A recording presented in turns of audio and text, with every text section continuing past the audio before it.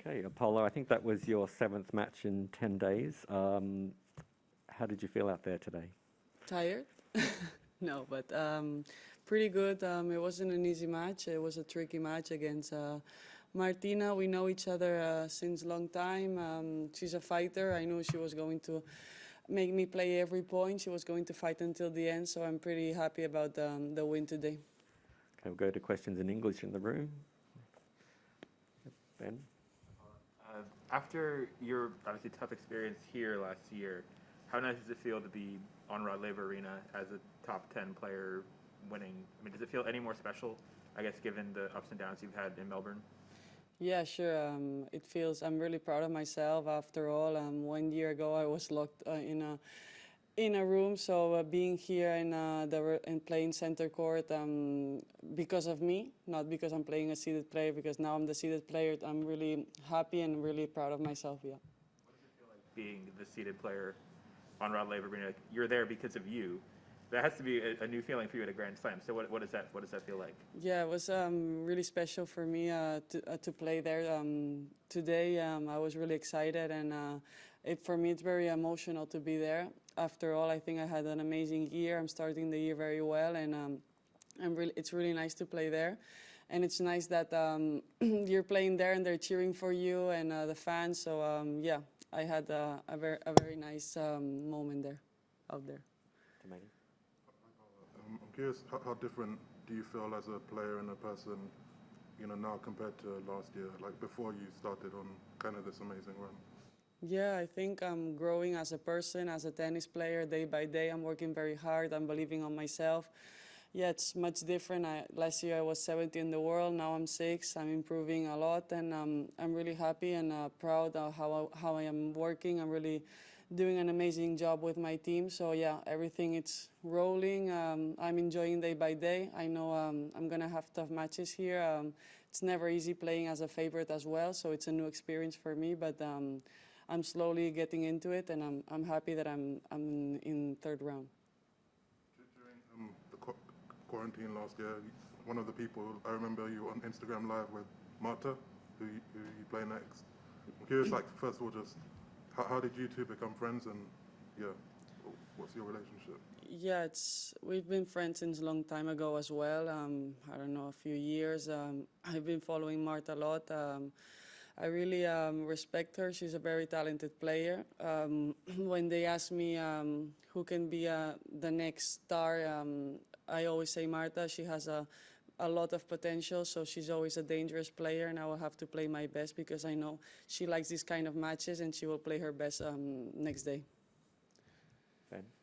I noticed in interviews, a lot of players you talk about are your friends, which must be nice. I was just curious, like, is it something you think that's unique about you, that you're able to create a lot of friendships on the tour, or is it just something maybe we don't know how many players are actually friends with each other? Yeah, it looks even funny, but it's like that. I have a very good relationship with a lot of players. I don't know, maybe it's something of myself. I just try to be quite normal and to be a nice person to everyone. Of course, I'm very competitive, and on court I don't have friends. But after all, I know how to separate things, and it's nice for me to think about it, and that I have a very good relationship with a lot of them. Yeah. Is it easy to separate things like that? Sorry? Is it easy to separate the on-court and the off-court the way that you do? For me, it's easy. I don't know for the other players, maybe it's not that easy because maybe their relationships are not maybe that close. But for me, it's easy. I know how to separate them, and I'm really happy that I can be able to do that. Okay, last one.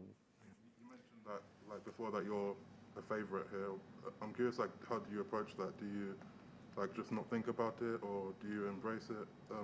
Yeah.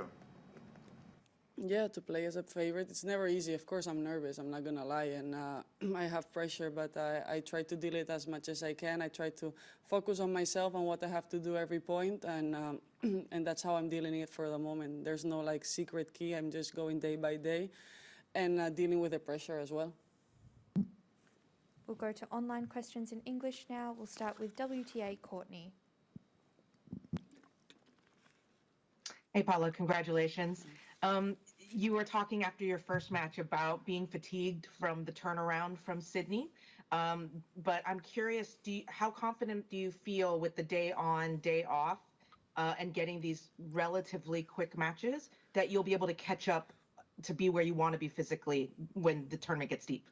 Yeah, for the moment I can't complain, so it's going quite well on that, and I have that day off. That if I have to be honest, in that day off I'm not doing anything.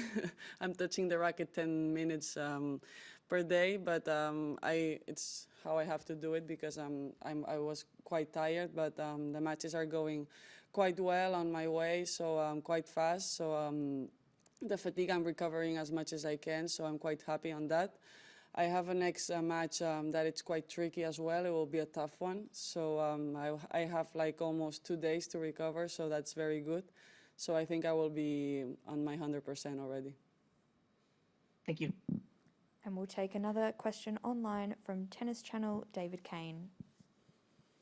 Hola, Paula. Good to see you. Congratulations. Nice to see you. You talked about when you played doubles with Vika Azarenka. You mentioned that you were hoping to learn from her, and maybe she could learn from you. I'm curious, from that experience, did you learn anything from her?